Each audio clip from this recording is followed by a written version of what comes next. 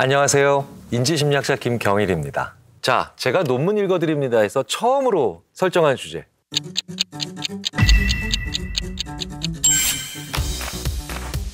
뭔가 서류 검토 부탁드립니다. 지금 11시예요. 배고프죠? 자, 부장님, A안, B안, C안 있습니다. 결정해 주십시오. 이거 하셔야 되겠어요? 결정을 못 내려. 어쩔 수 없어. 네, 힘든 거야. 더 웃긴 건 밥 먹고 오니까 또 결정은 되더라. 배부르시니까 결정이 내려진다는 거예요. 논문 제목을 한번 보겠습니다. Extraneous Factors in Judicial Decision. 이게 뭡니까? Judicial Decision은 법률적으로 판단하는 거죠. 법률 판단이에요. 거기에 뭐가 그렇게 많아요? Extraneous Factors. 아무 상관없는 요인들이 그렇게 많이 들어간다는 뜻이에요. 자, Judicial Decision 누가 내릴까요? 법률 전문가이신 판사님들이 내리시는 거죠. 그런데 그 판사님들조차도, 여기서 중요한 건 조차도 외부의 전혀 엉뚱한 요인의 영향을 그렇게 많이 받는다는 겁니다. 법조계에 굉장히 큰 반향을 불러일으켰던 논문이죠. 심리학자들의 그 주요 악취미 중에 하나가 전문가 골리기예요. 많이 배운 분들, 전문가인 분들, 그런 분들도 얼마나 다양한 요인에 의해서 쉽게 흔들리는가. 전문가가 흔들리는 모습을 보여줘야 더 많이 흔들리니까요.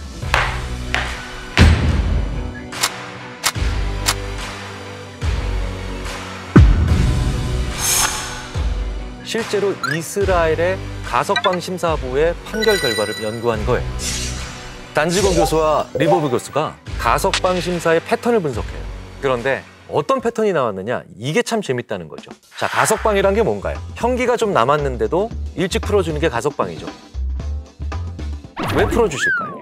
모범수로 생활했으니까 대부분 풀어주시겠죠. 좋은 소식 있어. 이번 가석방 심사 대상자로 뽑혔어. 모범수에 행정 점수 풀이지, 교도관 평가 좋지. 통과 안 될 이유가 하나도 없어. 무조건 통과할 거야. 그런데 패턴을 분석해봤더니 좀 과장해서 해석하면 모범수로 살 필요도 없어요. 왠지 아세요? 모두 1112건 패턴을 봤는데 가석방 심사를 합니다, 판사님들이. 대략 3분의 1이 받아들여지고 3분의 2는 거부가 됐는데 수락된 시간과 거부된 시간에 특징적인 차이가 있다는 거예요. 그래프를 나중에 보여드릴 텐데 그 밑에 X축이 뭔지 아십니까? 시간이에요, 시간. Y축은 가석방된 확률.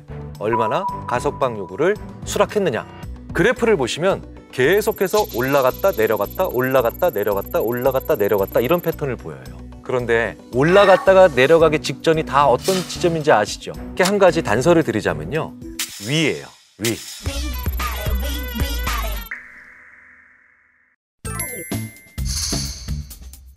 판사님들은 오전 9시 혹은 8시부터 열심히 판결을 내리시는데 오전에 시작하자마자 가석방 되는 확률이 올라가요. 또 뚝뚝뚝 떨어져, 또 이제. 네.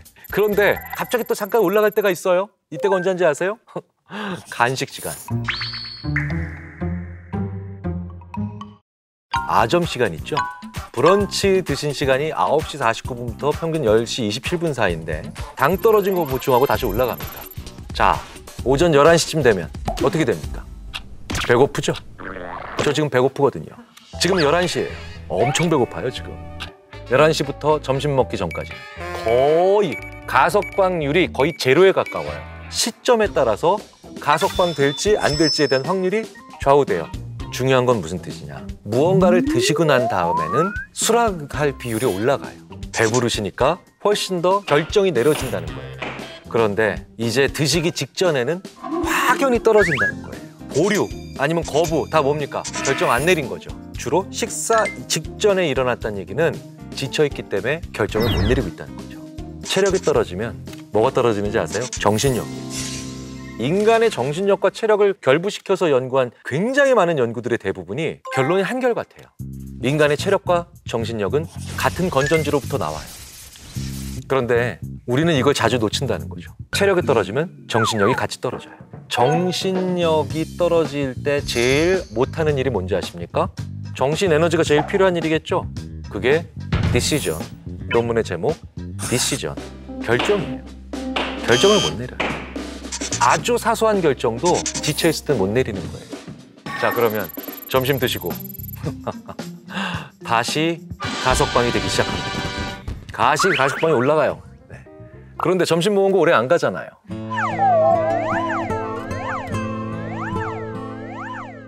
그렇다면 실제 논문에서 지금까지 말씀드린 내용을 어떻게 최종적으로 얘기하고 있는가 한번 읽어볼까요? Extraneous barriers can influence judicial decisions. 아주 익숙한 판사님들조차도 심리학적인 바이어스들에 의해서 강하게 영향받을 수 있다는 건 여기서 얘기한 거는 빙산의 일각일 뿐이라는 뜻으로 의역될 수 있겠죠. 조나단 리브 교수와 그다음에 사이 단지거 교수가 연구의 후일담을 어디서 얘기합니까? 학술대회에서 하죠. 그래서 학술대회를 나가야 돼요. 학술대회 나가면요. 그게 바로 뭐냐면 예전 같은 반상회예요. 반상회. 반상회 가면 별의별 재밌는 얘기를 많이 듣습니다. 그러면 이런 얘기 들려오죠. 이거 전체 자료 아니다?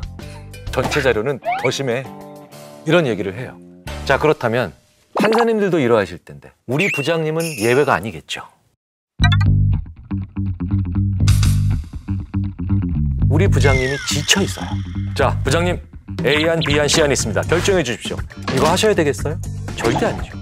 부장님이 지쳐있을 땐 결정을 요구하는 대화는 최대한 하시면 안 된다는 거예요.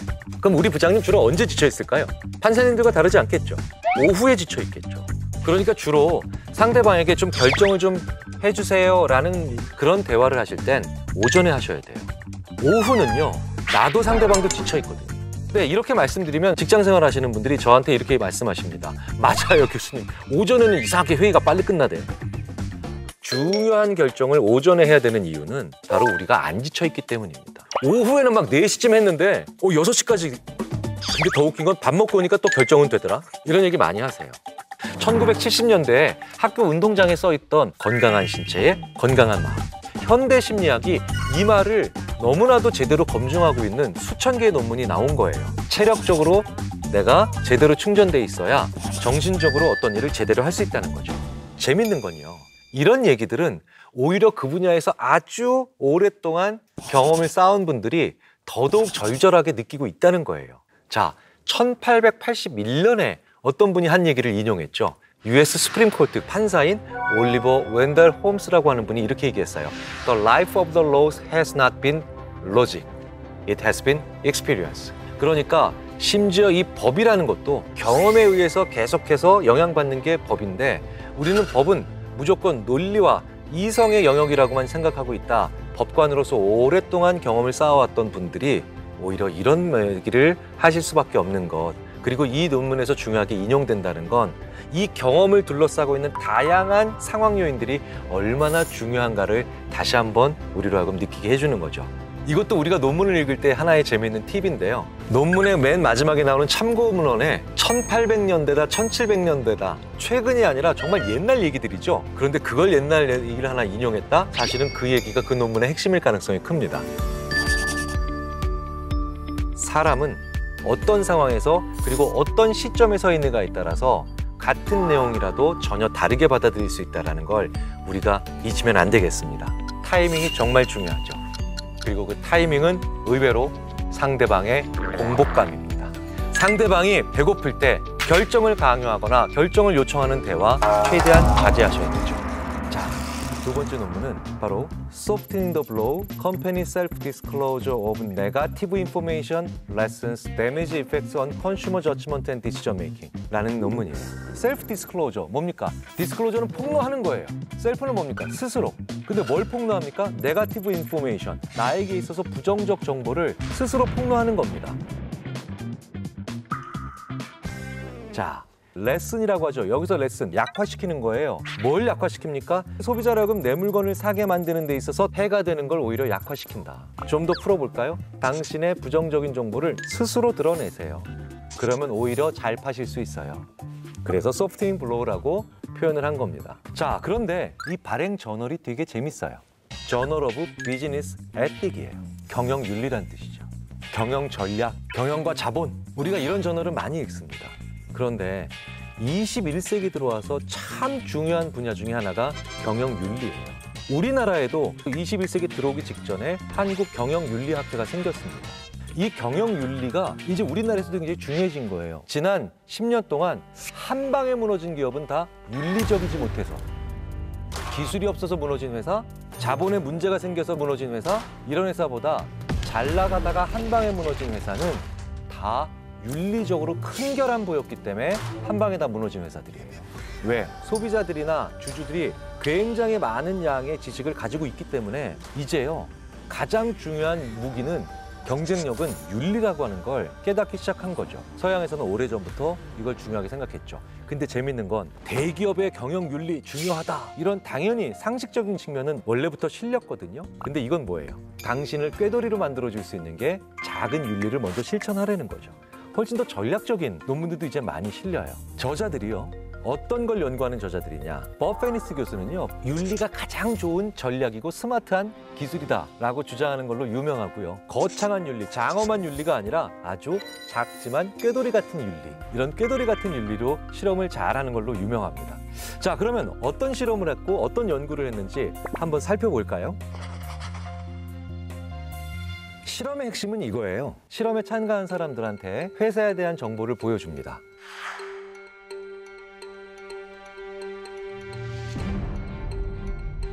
그리고 그 회사에 대한 평가를 하는 거예요.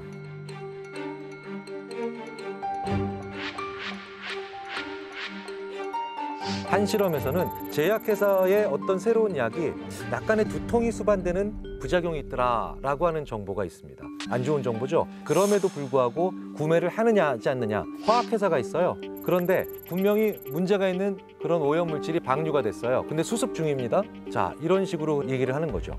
보험회사가 있어요. 그 보험회사가 보험금 지급을 거부하고 있어서 경제적인 손해를 고객들한테 미쳤다. 자, 그러니까 다양한 종류의 부정적 정보가 있는 거죠.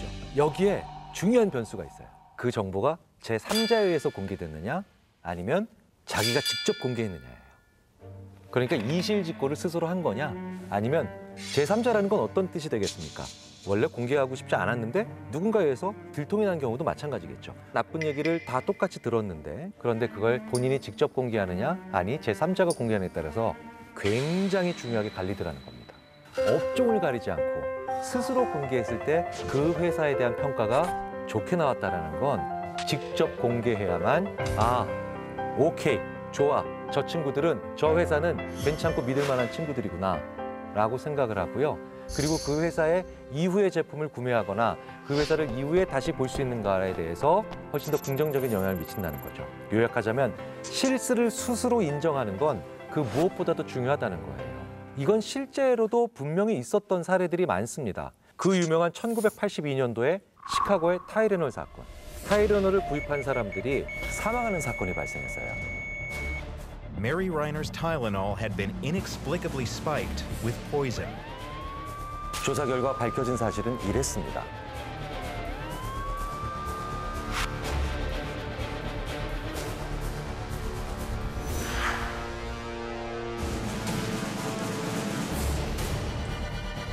자, 그러니까 그 해당 기관과 해당 라인에서 생산된 타이레놀을 회수하면 됐겠죠. 아니요, 타이레놀을 그렇게 하지 않았어요. 전 양을 다 회수했어요. 그리고 폐기했죠. 전량을 폐기한 거예요. 사실은 이건 실수를 인정한 것도 굉장히 세게, 그리고 더 광범위하게 인정했죠. 타이레놀이라는 회사는 그 이후로 전 세계에서 가장 신뢰를 받는 회사가 됩니다.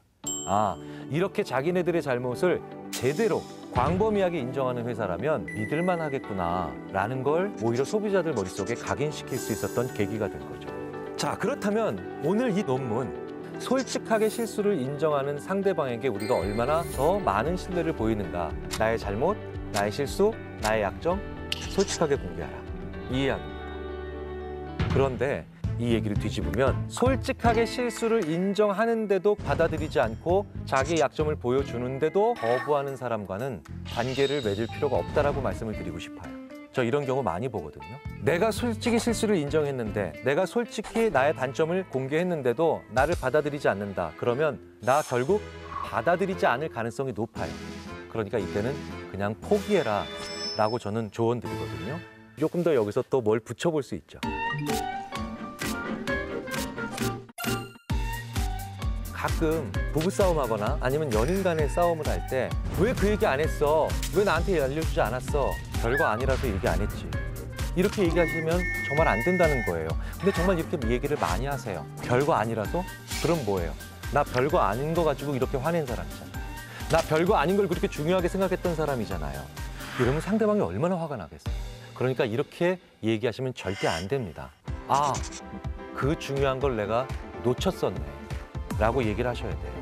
상대방이 왜 얘기를 하지 않았느냐 라고 얘기했을 때 별거 아니라서 얘기 안 했다 라고 하는 건 사과가 아니라 상대방의 생각을 더 하찮게 내가 보고 있구나 라는 걸 무의식 중에 자인하는 꼴이 되는 겁니다. 그렇게 얘기하지 마시고요. 중요한 걸 내가 놓쳤어요 라고 솔직히 시인하시는 겁니다. 조지 워싱턴의 체리나무 에피소드도 마찬가지죠. 미국 사람들한테 굉장히 유명한 미담입니다.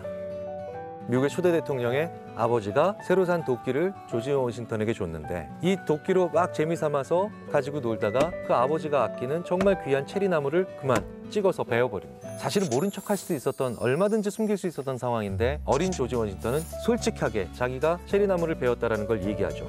아주 깨끗하게 그 실수를 인정했거든요. 아버지가 벌하지 않으셨죠. 그 아버지는 이 어린 조지 워싱턴 안아주면서 내가 오늘 체리나무를 잃어버렸지만 그거보다 훨씬 더 귀한 너를 얻었구나.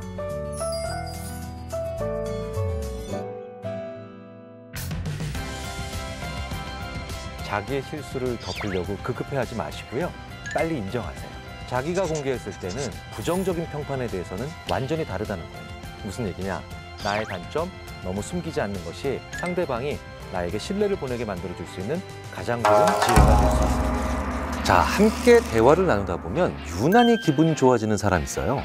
그중에 대표적인 유형이 바로 상대방의 장점을 잘 캐치하는 사람입니다. 자기 앞에 있는 사람의 장점을 발견해낼 줄 알고 그걸 칭찬하면서 다른 사람의 기분도 좋게 하고 덩달아 그 그룹의 분위기도 좋게 만들거든요.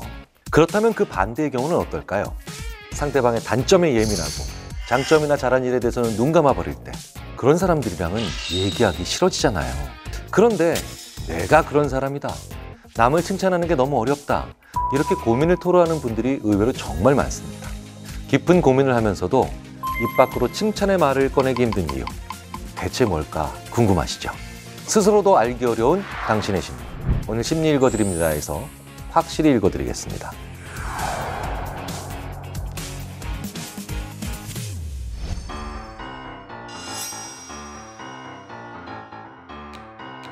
가장 중요한 이유는 칭찬이 필요하다는 생각을 못하시기 때문이겠죠. 어떤 분들은 그 칭찬 자체가 별로 좋은 영향력을 못 미친다라고 생각하실 수도 있고, 어떤 분들은 나의 칭찬이 오히려 내가 아첨한다거나 내가 지금 사탕발림을 하고 있다고 오해를 받을까 봐 칭찬에 인색하실 수도 있을 겁니다.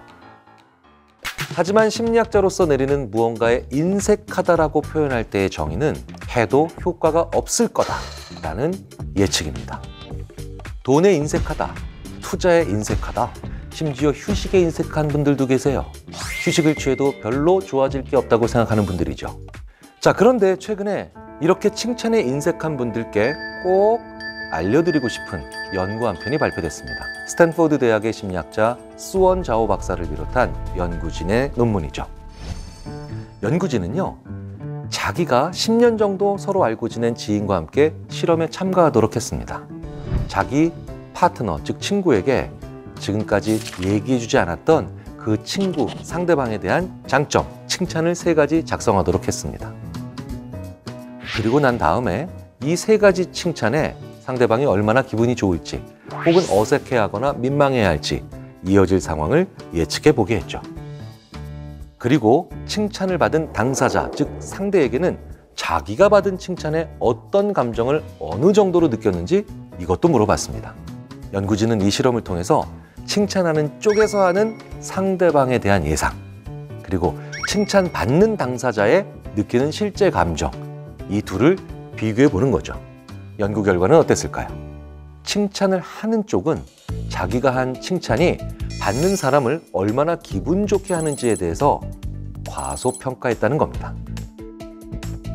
거기서 그치는 게 아니라 칭찬받는 사람이 쑥스러워하거나 민망해할 것에 대해서 이 점에 대해서는 게다가 반대로 과대평가했다는 거예요. 이 결과가 의미하는 바는 정말 명확하죠. 우리는 우리가 하는 칭찬이 주는 좋은 영향력을 과소평가하고 있다는 거예요.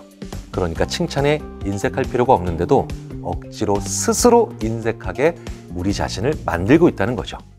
칭찬에 인색해서 고민이시라고요? 그러면 칭찬을 통해서 상대방이 얼마나 기분 좋아질지 상상해 보세요. 상대방을 기분 좋게 하고 분위기를 좋게 만들고 싶다면 억지로라도 입을 떼어서 칭찬을 하라는 거죠.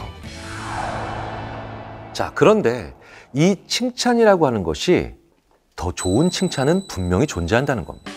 그러니까 어떻게 칭찬해야 될지 모르는 분들은 효과가 떨어지는 칭찬을 하니 자꾸 칭찬은 별 의미 없어 라고 하면서 일종의 자기 충족적 예언을 하기가 쉽다는 거예요.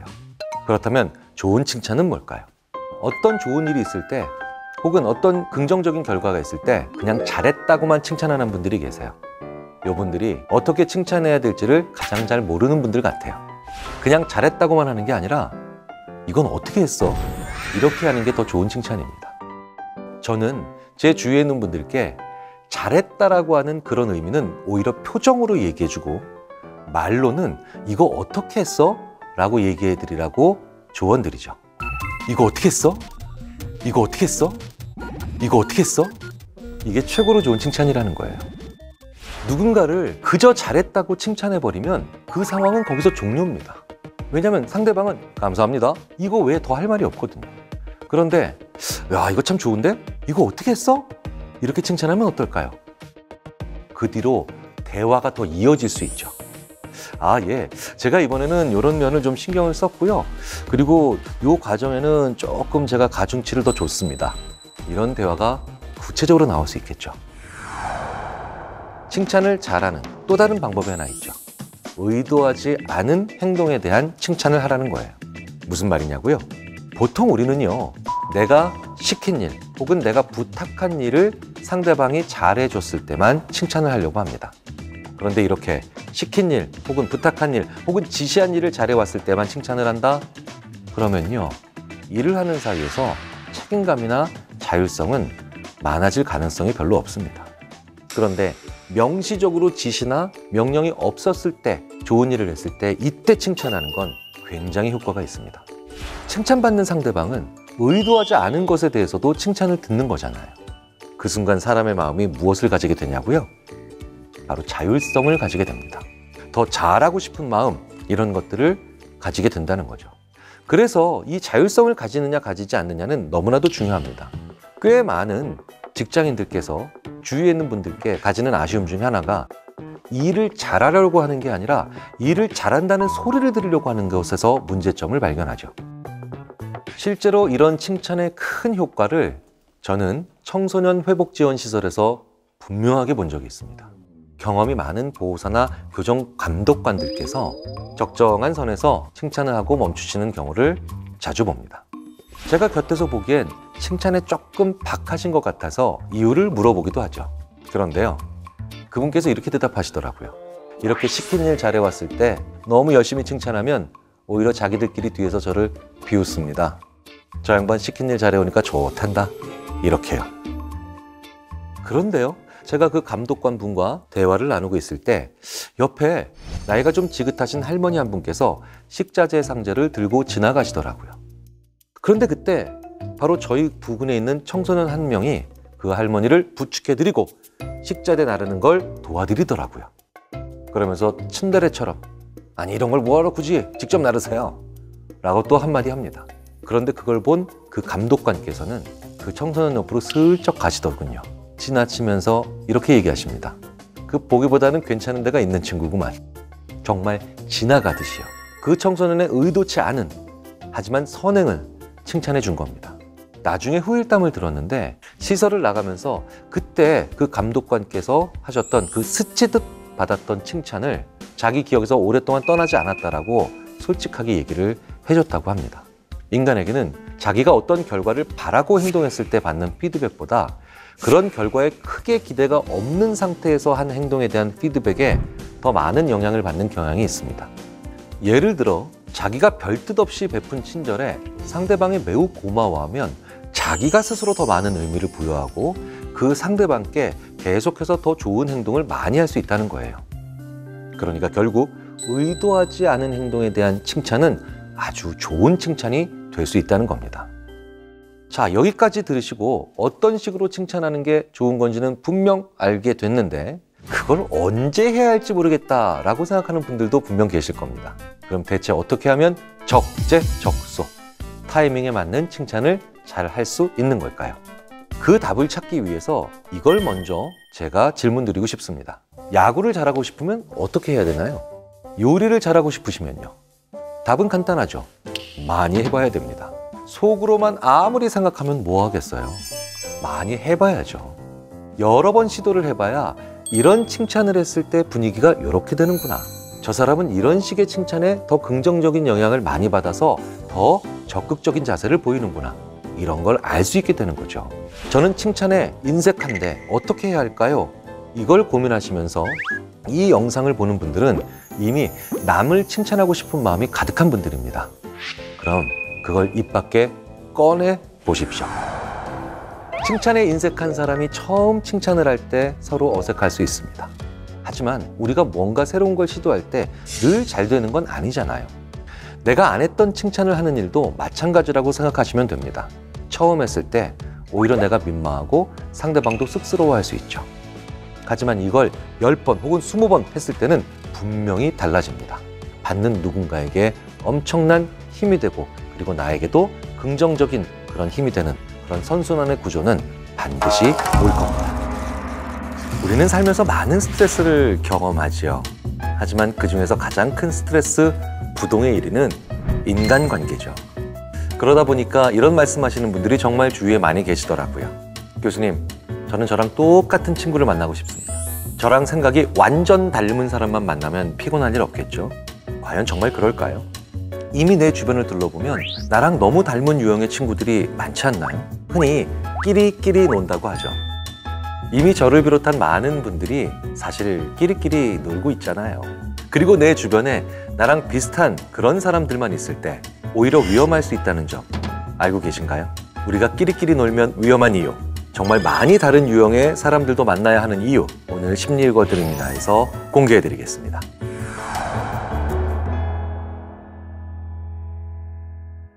사실 나랑 비슷한 유형, 비슷한 사람과 만나서 어울리는 끼리끼리 논다는 것에는 굉장히 무서운 의미가 담겨져 있습니다. 나랑 같은 사람을 만나면 안 싸울 것 같다고요? 아니요. 오히려 더 무지막지하게 싸웁니다. 그건 우리 인류의 유구한 역사를 통해 이미 잘 증명되어 있죠. 종교 전쟁, 나라 간의 전쟁 어떤가요? 비슷하고 유사한 종교를 가질수록 더 치열하게 싸웁니다. 비슷한 문화를 가진 나라일수록 정말 더 많이 부딪힐 수밖에 없죠.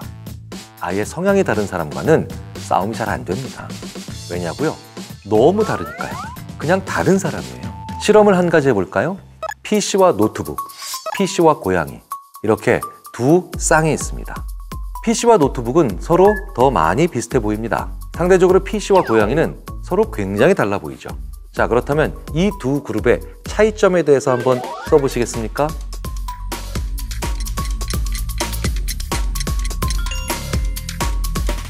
어떤 그룹에 대해서 더 많이 쓸 수 있을 것 같으신가요? 실제로 제가 수업 시간에 학생들에게 이렇게 과제를 내봅니다. 이런 과제를 내보면 PC와 노트북의 차이점을 훨씬 더 학생들은 많이 써서 냅니다. 스크린 사이즈가 다르고 키보드 배열이 다르고 배터리가 있고 없고 엄청 많이 써요. 그런데 PC와 고양이 사이의 차이점을 써봐라. 이러면 쓸 게 없습니다. 이렇게 PC와 노트북이 서로도 비슷한데 차이점도 훨씬 더 많이 쓴다는 거예요. 왜냐? 비슷하니까 상대 비교해서 차이점도 더 많이 느낄 수 있다는 거예요. 하지만 PC랑 고양이는 너무 다르니까 오히려 비교조차 되지 않는 겁니다. 그러니까 우리는 오히려 비슷한 사람보다 다른 사람을 만났을 때 더 싸울 일이 적다는 겁니다. 그래서 자질구레한 갈등들이 많지 않기 때문에 오히려 더 편안하게 지낼 수도 있다는 겁니다. 최근에 실제로 나와는 다른 다양한 사람을 만나는 게 아주 중요하다는 걸 보여주는 그런 조사가 있죠. 지난해 10월에 발표된 한국 리서치 조사에 따르면 다양한 인간관계는 개인의 주관적 행복에도 긍정적 영향을 주는 것으로 확인되고 있습니다. 도대체 왜 그럴까요? 먼저 조사 방법은 이랬습니다. 정치 성향이 진보 혹은 보수인 사람, 성소수자, 페미니스트, 장애인, 채식주의자, 그리고 종교가 다른 사람 등 가치나 정체성이 다양한 7가지 사람의 유형을 제시하고 해당하는 친구가 있다는 응답이 6개 이상인 경우에 사람들에게 물었습니다. 행복하십니까? 가치와 정체성이 다양한 사람들과 인간관계를 맺고 있는 사람들 중에서는 75%가 나는 행복하다고 답을 했습니다. 또 73%가 내 삶에 대해 만족한다라고 답을 했죠. 그런데 응답이 2개 이하인 응답자의 행복도는 68%, 그리고 삶의 만족도는 심지어 59%에 그쳤습니다. 이 조사를 통해 우리가 알 수 있는 건 다양한 유형의 사람들과 관계를 맺는 사람의 행복도와 만족도가 더 높다는 겁니다. 여러분, IQ 너무나도 잘 알고 계시죠? EQ도 들어보신 적 있으실 거예요. 수학이나 논리 문제를 잘 푸는 능력과 관련 있는 이 IQ와 연관성이 높은 측면을 유동성 지능이라고 하죠. 상대방의 감정을 잘 이해하는 감성 지능을 우리는 일반적으로 EQ라고 합니다. 그런데 최근 심리학자들 사이에서 주목받는 또 다른 요소가 있다는 겁니다. 바로 문화 지능. 문화 지능이란 다른 문화에서 온 사람들 간의 차이에도 흥미를 보이고 이를 잘 수용하고 인정하는 능력을 말합니다. 일반적으로 사람들은 타인이 자기에게 잘 적응하기를 원하죠. 그러니까 그냥 나랑 비슷한 사람을 찾고 싶은 거잖아요. 그런데 나와 타인과의 차이점을 인정하고 상호작용할 수 있는 능력은 요즘같이 큰 사회, 이동성과 변화가 많은 사회에서는 엄청나게 중요한 역량이 됩니다. 문화지능이 높은 사람들은 문화적으로 다른 사람들끼리 모여있는 상황에서 상대방과 잘 해보려는 이른바 협동 능력이 뛰어나거든요. 그러니까 이 문화지능이 높은 사람들은 현대사회에서 요구하는 역량 자체가 뛰어나다는 겁니다. 당연히 요즘 시대에 성공할 가능성이 높아진다는 결론으로 이어지겠죠. 이걸 증명해낸 인물이 린 이마이 캐나다 웨스턴대 경영대학원 교수와 심리학자인 메리 겔펜드 메릴랜드대 교수입니다. 이 이마이 교수와 겔펜드 교수의 연구는 서양인과 동양인 두 문화의 참가자들을 짝지어 팀을 이루게 한 것으로부터 출발합니다. 각 팀이 해야 할 과제는 서로 협동해서 2개의 상점을 하나의 위치로 옮겨 새로운 벤처 기업을 만들어내는 그런 과제였습니다. 참가자들은 다들 지적인 측면 혹은 성격적인 측면에서는 비슷한 수준이었죠. 하지만 문화지능의 점수가 다양한 수준인 사람들로 구성을 했습니다. 연구 결과는 어땠을까요? 두 참가자 모두 문화지능이 낮은 팀에서는 최악의 협동이 나왔습니다. 또 어느 한쪽만 문화지능이 높아도 결과는 좋아지지 않았죠.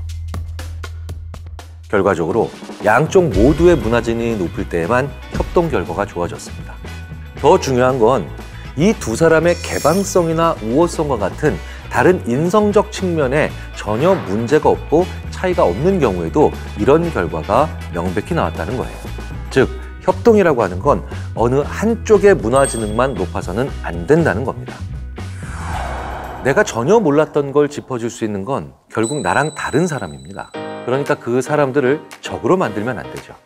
왜냐하면 내가 공격당하거나 피해볼 가능성도 그만큼 높아지기 때문입니다. 그래서 느슨하지만 우호적인 관계를 다양한 사람들과 맺는다는 게 그 무엇보다도 중요합니다. 나랑 다르니까 안 맞아 라고 생각하면서 그저 배척하시지만 말고 나랑 다르니까 필요해, 억지로 친하게 지내야 되겠다라는 생각도 말고 적절히 느슨하게 적이 되지 않을 정도로 교류하는 건 매우 현명한 자세라는 겁니다. 나랑 다르기 때문에 다른 해결책을 가지고 있는 사람과 잘 지낸다는 건 그만큼 나의 생존율을 높이는 일이 되기도 하니까요. 그래서요, 우리 인간은 특이하게도 다른 어떤 동물들보다도 같은 부모 밑에서 나온 형제자매의 성향이 굉장히 다른 양상을 띠고 있습니다. 왜 그럴까요?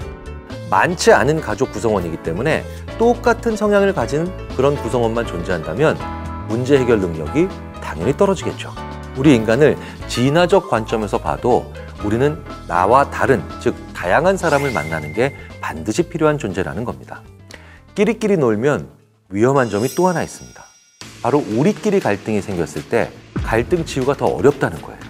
끼리끼리만 놀았잖아요. 다 같은 사람들의 모임들이잖아요. 그런데 갈등이 생겼다? 그러면 갈 데가 없어지는 겁니다. 우리끼리의 모임을 건강하게 유지하기 위해서도 다른 유형의 다양한 사람들을 평상시에 문득문득 만나는 게 필요하다는 겁니다. 우리 인간은 그게 유리하도록 설계된 존재라는 겁니다. 그렇다면 우리가 새로운 사람과 가까워질 때 중요하게 생각해야 하는 건 뭘까요? 캐나다 캘거리 대학의 이기범 교수님께서 인간관계에 대한 진리를 결정 내려주셨습니다. 나와 성향이 같다, 다르다가 아니라 그 사람이 진실한가 아닌가를 봐야 한다는 거죠. 나한테 자기의 진짜 의도를 숨기지 않는 사람을 의미합니다. 그래야만 진짜 좋은 친구가 될 수 있다는 거예요. 나머지는 달라도 무방합니다. 누군가와 친해지고 싶다면 나의 의도를 솔직히 말씀하셔야 돼요.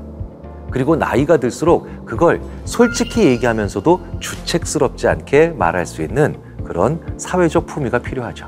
바로 그 점이 우리가 나이 들어가면서 가져야 할 최고의 사회적 능력이자 가장 중요한 능력이 아닐까 생각합니다.